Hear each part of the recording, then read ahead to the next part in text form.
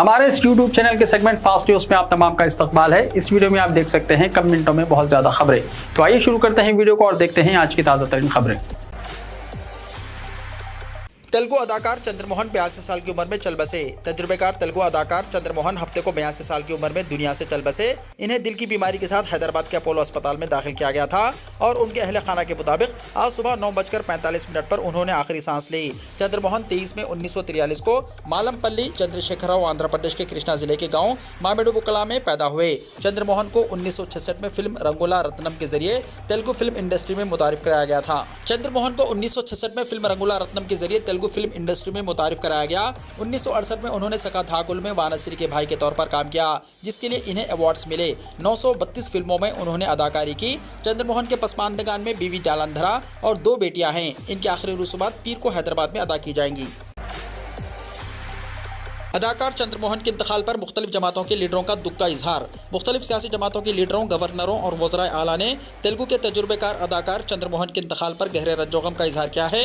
आंध्र प्रदेश के governor justice S Abdul Nazeer और chief minister वाई.एस. Jagan Mohan Reddy, Telangana के चीफ मिनिस्टर और भारत राष्ट्र समिति के सरबराह के चंद्रशेखर राव ने तजुर्बेकार फिल्मी अदाकार चंद्रमोहन के इंतकाल पर ताज़ियत का इजहार किया, जिनका हफ्ते को हैदराबाद में इंतकाल हो गया। राजेंद्र नगर असेंबली हल्के से मजलिस का उम्मीदवार तब्दील। मजलिस ने लम्हे आखिर में राजेंद्र नगर असेंबली हल्के के उम्मीदवार को तब्दील कर दिया है। कारवान के मौजूदा कॉर्पोरेटर एन स्वामी यादव को राजेंद्र नगर हल्के असेंबली का टिकट दिया है। स्वामी यादव एमएलसी मिर्जा रहमत बेग और दिगर ने राजेंद्र नगर रिटर्निंग ऑफिसर के पास जुमे को पर्चा नामजदगी जमा करवाया। सदर मजलिस बैरिस्टर असदुद्दीन ओवैसी एमपी ने 3 दिन पहले राजेंद्र नगर हल्के से रवि यादव को टिकट देने का ऐलान किया था। बताया जाता है कि रवि यादव की सेहत खराब होने की वजह से उनकी जगह स्वामी यादव को उम्मीदवार बनाया है। वाज़ेह रहे कि कुल हिंद मजलिस इत्तेहादुल मुस्लिमीन ने तेलंगाना असेंबली के इंतखाबात में हैदराबाद के 9 हल्कों से उम्मीदवार इंतखाबी मैदान में उतारने का ऐलान किया है। मजलिस ने इस बार 3 मौजूदा एमएलएस को टिकट नहीं दिया है, जबकि 9 उम्मीदवारों में 8 मुस्लिम और 1 गैर मुस्लिम शामिल है। 3 कॉर्पोरेटर को उम्मीदवार बनाया है। विजय शांति कांग्रेस में होंगी शामिल। काफी अरसे से सरगर्म सियासत से दूर तेलुगु फिल्मों की नामवर अदाकारा विजय शांति अनकरीब कांग्रेस पार्टी में शामिल होने वाली हैं। प्रदेश कांग्रेस कमेटी के नायब सदर मल्लू रवि ने यह बात बताई। उन्होंने मीडिया से बात करते हुए कहा कि आज या कल में विजय शांति कांग्रेस पार्टी में शामिल हो जाएंगे। इस वक्त विजय शांति बीजेपी में हैं, लेकिन असेंबली इलेक्शन के वक्त भी वो सरगर्म नहीं देखी गई। गुज़िश्ता कुछ दिनों से उनके पार्टी तब्दील करने की इत्तलात गश्त कर रही थी कि अचानक उनके पार्टी तब्दील करने का इंकशाफ हुआ। खम्मम कांग्रेस पार्टी को जबरदस्त धक्का। साबिक़ा रियासती वजीर सम्मानी चंद्रशेखर बीआरएस पार्टी में शामिल। खम्मम से ताल्लुक़ रखने वाले कांग्रेस के साबिक़ा रियासती वजीर सम्मानी चंद्रशेखर ने कांग्रेस पार्टी को अलविदा कहते हुए बीआरएस पार्टी में शमूलियत इख्तियार कर ली है। वाज़ेह है कि राजशेखर रेड्डी के दौरे हुकूमत में सम्मानी चंद्रशेखर मुत्तहदा रियासत के वजीर सेहत थे। बीआरएस के कौमी सदर व तेलंगाना के चीफ मिनिस्टर केसीआर ने सम्मानी चंद्रशेखर का बीआरएस पार्टी में शानदार इस्तकबाल करते हुए गुलाबी खंडवा पहनाया। सम्मानी चंद्रशेखर एससी तबके से ताल्लुक़ रखते हैं। खम्मम जिले में कांग्रेस पार्टी को काफी नुकसान हो सकता है। इख्तियार के पहले ही दिन से तेलंगाना में कांग्रेस की इंतखाबी जमानतों पर अमल किया जाएगा, डीके शिवकुमार ने कहा। कर्नाटका के नायब वज़ीर आला डीके शिवकुमार ने वाज़ेह किया है कि तेलंगाना में बरसर इख्तियार आने के पहले ही दिन से कांग्रेस की इंतखाबी जमानतों पर अमल को यकीनी बनाया जाएगा। उन्होंने पड़ोसी रियासत आंध्र प्रदेश के विजयवाड़ा में मंदिर में पूजा की। इस मौके पर मीडिया से बात करते हुए उन्होंने कहा कि कांग्रेस तेलंगाना में बरसर इख्तियार आएगी, ये कहते हुए कि तेलंगाना को कांग्रेस की साबिक़ा सदर सोनिया गांधी ने रियासत का दर्जा दिया था। उन्होंने कहा कि रियासत में बरसर इख्तियार आने के साथ ही 9 दिसंबर को काबीना का इजलास होगा और इसी दिन से उन 6 जमानतों पर अमल को यकीनी बनाया जाएगा जिसका ऐलान किया गया था।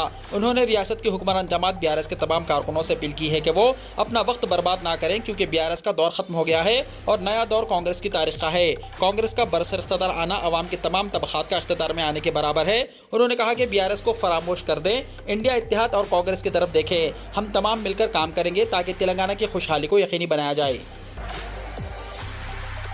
तेलंगाना में पीर को दीपावली की तातील मनसूख। इलेक्शन कमीशन का फैसला। इलेक्शन कमीशन ने तेलंगाना में दीपावली की तातील को मनसूख कर दिया है। मीडिया रिपोर्ट्स के मुताबिक इलेक्शन कमीशन ने पीर को छुट्टी देने की रियासती हुकूमत की तजवीज़ को मुस्तरद कर दिया। कमीशन ने वाज़ेह किया है कि दीपावली की छुट्टी इतवार को ही दी जाएगी। CEC ने कहा कि अगर पीर को तातील का ऐलान किया जाता है तो इस दिन के इलेक्शन अमले को दी जाने वाली तरबियत और दिगर प्रोग्राम मुनक्किद नहीं हो सकेंगे, इसलिए रियासती हुकूमत की तजवीज़ को मुस्तरद कर दिया गया है।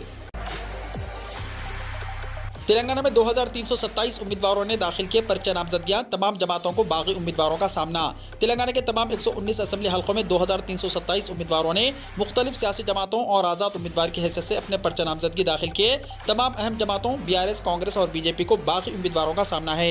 जुमे को पर्चे नामजदगी दाखिल करने की आखिरी तारीख थी। इस एक ही दिन में 1198 उम्मीदवारों ने अपने पर्चे नामजदगियों को दाखिल किया। चीफ इलेक्टोरल ऑफिसर विकास राज ने मुतल्ला किया है कि जुमे को सहबहर 3 बजे तक कुल 2327 उम्मीदवारों ने 30 नवंबर को मुनक्किद होने वाले असेंबली इलेक्शन के लिए पर्चे नामजदगियां दाखिल किए हैं। तेलंगाना कानून-साज असेंबली के लिए मुनक्किद शुदनी इंतखाबात के लिए पर्चे नामजदगियों के अदखाल की मुद्दत जुमे को सहबहर 3 बजे खत्म हो गई है।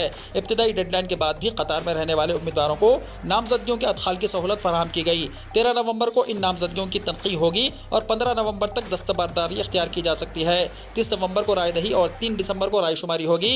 इन इलेक्शन से तेलुगु देशम पार्टी और YSR तेलंगाना पार्टी ने खुद को दूर रखा है, जबकि YSR तेलंगाना पार्टी ने सरकारी तौर पर कांग्रेस की तायद का ऐलान किया। कांग्रेस के साथ CPI ने इत्तेहाद करते हुए कुत्तागोड़म से मुकाबला करने का ऐलान किया है। इमाम और मुअज्जिनों को हर महीने 10,000 रुपये एजाज़िया देने तेलंगाना के वजीर तारक रामाराव का वादा। BRS के कारगुजार सदर और वजीर IT व इंडस्ट्रीज तारक रामाराव ने कहा कि रियासत के आइम्मा और मुअज्जिनीन के हर महीने दिए जाने वाले एजाज़िया की रकम को दुगनी कर दी जाएगी। BRS पार्टी के अक़लियती कायदीन के साथ तेलंगाना भवन में प्रेस कॉन्फ्रेंस करते हुए तारक रामाराव ने कहा कि हम वादा करते हैं कि आइम्मा और मुअज्जिनीन के एजाज़िया को 10,000 रुपये कर दिया जाएगा। कांग्रेस के माइनॉरिटी डिक्लेरेशन में आइम्मा और मुअज्जिनीन के एजाज़िया की रकम को 10,000 कर देने के वादे पर तबसरा करते हुए उन्होंने कहा कि चंद्रशेखर राव हुकूमत की जानिब से इस तरह की इमदाद की स्कीम मुल्क भर में पहली मरतबा तेलंगाना में शुरू हुई। कांग्रेस जिन जिन रियासतों में बरसर इख्तियार है वहां इस तरह की कोई स्कीम नहीं है। तेलंगाना में राहुल गांधी और प्रियंका गांधी एक मरतबा फिर इंतखाबी मुहिम चलाएंगे। तेलंगाना असेंबली इलेक्शन के सिलसिले में कांग्रेस ने इंतखाबी मुहिम में शिद्दत पैदा कर दी है। इस तेलुगु रियासत में जारिया महीने की 30 तारीख को रायदही होने वाली है, जिसके लिए इंतखाबी मुहिम चलाने वाले पार्टी के सरकर्दा लीडरों ने एक मरतबा फिर इस तेलुगु रियासत पर तवज्जो मरकूज कर दी है। ज़राए के मुताबिक राहुल गांधी और प्रियंका गांधी एक मरतबा फिर रियासत का दौरा करते हुए इंतखाबी मुहिम चलाएंगे। 1 रुपये में गैस सिलेंडर, हैदराबाद के एक उम्मीदवार का चौंका देने वाला वादा। कांग्रेस ने ऐलान किया है कि वो सिर्फ 500 रुपये में गैस सिलेंडर देंगे, जबकि BRS के इंतखाबी मंशूर में 400 रुपये में आवाम को गैस सिलेंडर्स फराहम करने का वादा किया गया है। लेकिन एक उम्मीदवार ने ऐसा ऐलान किया है जिसने सबको चौंका दिया है। हैदराबाद के हल्का असेंबली सनत नगर से मुकाबला करने वाले all India forward block party के उम्मीदवार वेंकटेश यादव का कहना है कि अगर वो कामयाब होते हैं तो 1 रुपये में गैस सिलेंडर देंगे। साल में 4 सिलेंडर्स 1 रुपये में दिए जाएंगे। साथ ही 1 रुपये में इलाज और कानूनी मशवरा देने का भी उन्होंने वादा किया है। सदर जमहूरिया ने हमवतनों को दिवाली की मुबारकबाद दी। सदर जमहूरिया द्रौपदी मुर्मू ने हफ्ते को दिवाली के मौके पर हमवतनों को मुबारकबाद दी। अपने पैगाम में सदर जमहूरिया ने कहा, दिवाली के मौके पर मैं हिंदुस्तान और बैरूनी मुल्क मुक़िम तमाम हमवतनों को मुबारकबाद और नेक ख्वाहिशात पेश करती हूँ। दिवाली खुशी और मसरत का त्यौहार है। ये तारीकी पर रोशनी की फतेह, बुराई पर अच्छाई और नाइंसाफ़ी पर इंसाफ की अलामत के तौर पर मनाया जाता है। दिल्ली के अस्पताल अलर्ट पर, पटाखों से जले मरीजों के इलाज की खुसूसी तैयारी। दिवाली के त्यौहार के दौरान पटाखों से होने वाले हादसात को मद्देनजर रखते हुए दिल्ली के अस्पतालों में तैयारियां की गई हैं। बर्न वार्ड के अलावा सफदरजंग अस्पताल में पटाखों से जलने वाले मरीजों के लिए 20 बिस्तर मुख्तस किए गए हैं। इसके अलावा दिवाली पर तमाम डॉक्टर और नर्सें 24 घंटे ड्यूटी पर रहेंगी। इस दौरान किसी को छुट्टी नहीं दी गई। दिवाली के मौके पर भी अस्पताल में खिदमात पूरी सलाहियत के साथ 24 घंटे जारी रहेंगे। इसके अलावा इमरजेंसी में 4 अलग अलग काउंटर बनाए गए हैं ताकि इमरजेंसी में आने वाले मरीजों को दाखिले में किसी किस्म की परेशानी का सामना न करना पड़े। इसके साथ ही दिल्ली हुकूमत के सबसे बड़े अस्पताल लोक नायक में 70 बिस्तरों का डिजास्टर वार्ड भी तैयार रखा गया है। वार्ड में झुलसने वाले मरीजों के इलाज के लिए तमाम जरूरी अशिया का इंतजाम किया गया है। अस्पताल के एक्सीडेंट और इमरजेंसी डिपार्टमेंट की deputy superintendent doctor Ritu Saxena ने बताया कि दिवाली पर रात को भी इमरजेंसी में डॉक्टर और नर्सें मौजूद रहेंगी। मुल्क के पहले वज़ीर तालीम अबुल कलाम आज़ाद को उनकी 135वीं यौम पैदाइश पर याद किया गया। मुल्क के पहले वज़ीर तालीम भारत रत्न मौलाना अबुल कलाम आज़ाद को उनकी 135वीं यौम पैदाइश पर याद किया गया। मौलाना अबुल कलाम आज़ाद फाउंडेशन ने हफ्ते को तारीखी शाहजहानी शाही जामा मस्जिद के करीब वाक़े मौलाना आज़ाद के मकबरे पर खिराज अक़ीदत पेश किया। इस मौके पर लोगों ने उनके मज़ार पर हाज़िरी दी और कुरान ख्वानी करके दुआएं मांगी गई। मौलाना अबुल कलाम आज़ाद के मज़ार से कांग्रेस के आला कमान समेत तमाम रहनुमा नदारत। एक दौर था जब मौलाना अबुल कलाम आज़ाद के बगैर कोई फैसला नहीं लिया जाता था। जब उनकी वफ़ात हुई उन्हें शाहजहानी जामा मस्जिद के पहलू में दफन किया गया। इसके बाद उनकी यौम पैदाइश पर साबिक़ा वज़ीर आज़म पंडित जवाहरलाल नेहरू भी उनके मज़ार पर हाज़िरी देने पहुँचा करते थे। सदर जमहूरिया की जानिब से फूलों का गुलदस्ता उनकी यौम पैदाइश पर भेजा जाता था। दिल्ली के लेफ्टिनेंट गवर्नर भी उनके मज़ार पर फूल भेजा करते थे। लेकिन धीरे धीरे ये सिलसिला कम होता चला गया और अब हालत ये हो गई है कि कोई भी बड़ा रहनुमा उनके यौम पैदाइश पर उनके मज़ार पर नहीं आता। यूँ तो कांग्रेस मौलाना अबुल कलाम आज़ाद को अपना रहनुमा मानती है और माने भी क्यों नहीं, आखिर मौलाना अबुल कलाम आज़ाद 2 दफ़ा कांग्रेस पार्टी के सदर के ओहदे पर फायज रहे हैं। इसके अलावा इन्हें भारत के पहले वजीर तालीम होने का भी शर्फ हासिल है। वो भारत के साबिक़ा सदर जमहूरिया की जिम्मेदारी भी अदा कर चुके हैं। लेकिन अफसोस इस बात का है कि जिस पार्टी के लिए मौलाना अबुल कलाम आज़ाद ने अपनी सारी जिंदगी सर्फ कर दी, वही पार्टी आज इन्हें भुला बैठी है। वाज़ेह है कि जब हिंदुस्तान तकसीम हो रहा था तब मौलाना अबुल कलाम आज़ाद ही थे जिन्होंने हिंदुस्तान में रहने वाले मुसलमानों से अपील की थी और इन्हें भारत में रहने के लिए कहा था। इनकी तारीखी तकरीर आज भी लोगों के जहनों में ताज़ा है, जिसमें उन्होंने भारत में ही रहने की बात की थी।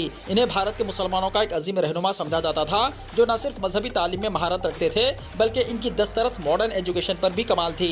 लेकिन अफसोस तो इस बात का है कि अब ना तो इन्हें मुसलमानों ने याद रखा और ना ही सियासी जमातों ने। ऐसे में मौलाना अबुल कलाम आज़ाद का मज़ार अपनी हालत पर आंसू बहा रहा है। मोदी ने मौलाना आज़ाद को उनकी यौम पैदाइश पर याद किया।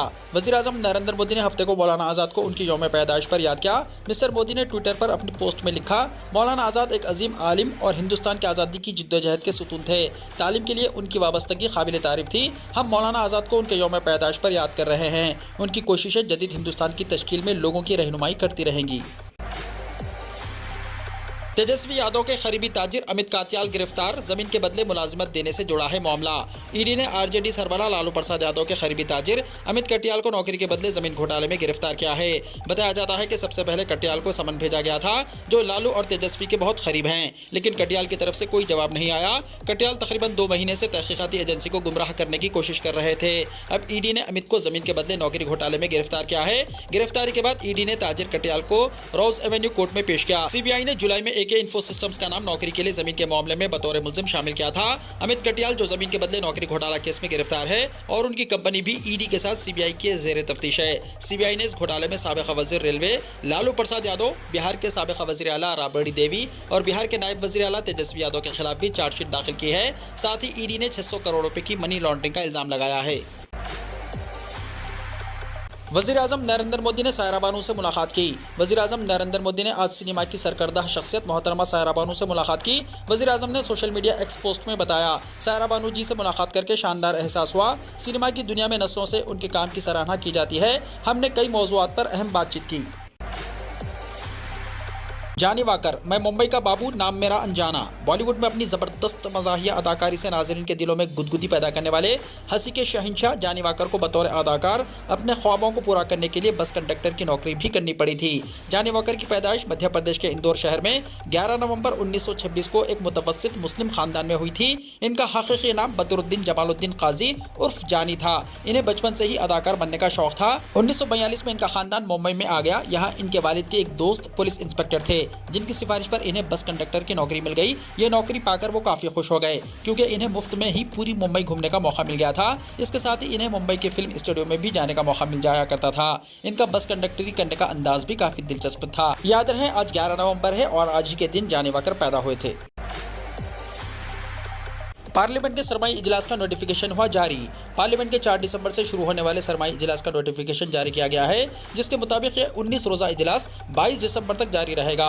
लोकसभा सेक्रेटेरिएट की जानिब से जारी करता नोटिफिकेशन के मुताबिक 17वीं लोकसभा का 14वां इजलास 4 दिसंबर से शुरू होगा, जो 22 दिसंबर तक जारी रहने का इम्कान है। 19 दिनों के इस इजलास के दौरान ऐवान की 15 नशिस्तें होंगी। पार्लिमानी उमूर के वजीर प्रहलाद जोशी ने जुमेरात के रोज सोशल नेटवर्क एक्स पर अपने पोस्ट में सरमाई इजलास की तारीखों के बारे में इत्तला देते हुए कहा था कि इस सेशन के दौरान कानून साजी के काम के अलावा दीगर मौज़ूआत पर बात की जाएगी। व्हाट्सएप चैट में पुराने मैसेजेस को ढूंढने का आसान तरीका मुतारिफ। दुनिया की सबसे बड़ी इंस्टेंट मैसेजिंग एप्लीकेशन व्हाट्सएप ने अब चैट में पुराने मैसेजेस को ढूंढने के लिए आसान तरीका मुतारिफ करा दिया है। व्हाट्सएप के नए फीचर पर नजर रखने वाली वेबसाइट वेब बीटा इन्फो की रिपोर्ट के मुताबिक व्हाट्सएप चैट में पुराने मैसेजेस देखने के लिए नया तरीका मुतारिफ कराया गया है। इससे पहले व्हाट्सएप में पुराने मैसेजेस को देखने का कोई तरीका मौजूद नहीं था। अलबत्ता व्हाट्सएप के सर्च बार से मखसूस अल्फाज लिखकर मैसेज ढूंढे जा सकते थे। तहम बाज़ सारिफिन के लिए यह पेचीदा तरीका था। तवील इंतजार के बाद व्हाट्सएप की जानिब से अब चैट के पुराने पैगामात को ढूंढना आसान हो गया है। व्हाट्सएप की जानिब से एक स्क्रीनशॉट शेयर किया गया है जिसमें देखा जा सकता है कि गुफ्तगू में प्यामात ढूंढने के लिए कैलेंडर का ऑप्शन मौजूद है, जिसको इस्तेमाल करते हुए सारिफिन किसी भी मखसूस तारीख को भेजा गया पैगाम फौरन ढूंढ सकेंगे। चैट में मौजूद इस नए ऑप्शन की मदद से आप पिछली तारीखों में जाकर मखसूस पैगाम ढूंढ सकते हैं। इसके लिए आपको यह याद रखना जरूरी है कि वो मखसूस पैगाम आपको कौन सी तारीख को भेजा गया था। इस नए फीचर की मदद से न सिर्फ वक्त की बचत होगी बल्कि चैट में पुराने मैसेजेस को ढूंढने के दौरान मुश्किल भी आसान होगी। ये फीचर टेक्स्ट मैसेजेस के बजाय वॉइस नोट यानी ऑडियो मैसेजेस जैसे गैर तहरीरी पैगामात को ढूंढने में मददगार साबित होगा, क्योंकि वॉइस नोट में कोई तहरीर नहीं होती और तहरीरी पैगामात को लिखकर ही ढूंढा जा सकता है। इमरान खान की शरीक हयात बुशरा बीबी पर लटक रही है गिरफ्तारी की तलवार।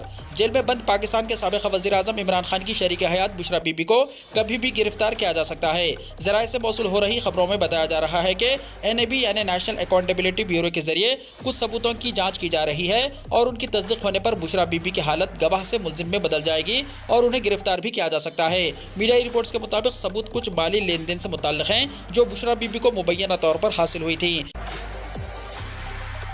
वीडियो को लाइक शेयर कीजिए और हमारे इस YouTube चैनल को सब्सक्राइब करते हुए इसके बेल आइकॉन को भी प्रेस कर लीजिए ताकि हर आने वाली वीडियो का नोटिफिकेशन सबसे पहले आपको मिलता रहे।